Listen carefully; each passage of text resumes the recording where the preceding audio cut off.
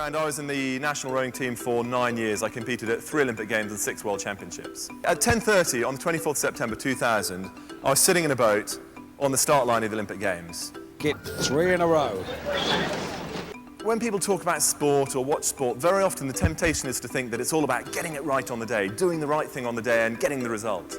In a way, it's very similar to businesses. When you audit an organisation, it's not what happens on that day, it's what happens leading up to it. Looking though, across the line, a phenomenal. I mean, we hadn't chosen to row with each other, we hadn't chosen each other as friends. There was only really one area where we wanted the same thing, and that was in this race. 250 metres gone, and the British have really taken the bit between their teeth. We realised that if we continue to do what we'd done for the previous however many years, we would continue to get the same result. The same, do what you've always done and you'll get the same thing. And we were desperate to get a different result. They really don't waste anything at the front end of the stroke. So we could do the same thing, get the same result, or we could just jack it in. We could just go, you know what, maybe we're just not good enough. Or we had a third choice.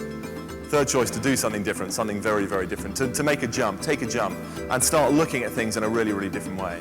Bond between these guys, they really have risen to the occasion in this Olympics. We had one very, very simple question that we were always asking ourselves and each other. Before we did any training session, before we did pretty well anything, and that very simple question was, will it make the boat go faster? There, the boys there, let's go down the boat. Whether it be before we sat on the rowing machine for 70 minutes, will it make the boat go faster?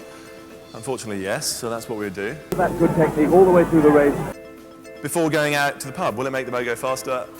Unfortunately, no, so we didn't. And Croatia have taken it on, but Great Britain, gosh, they look strong. Today is going to be a good day, because I am going to make it a good day. No one else had helped us along the way.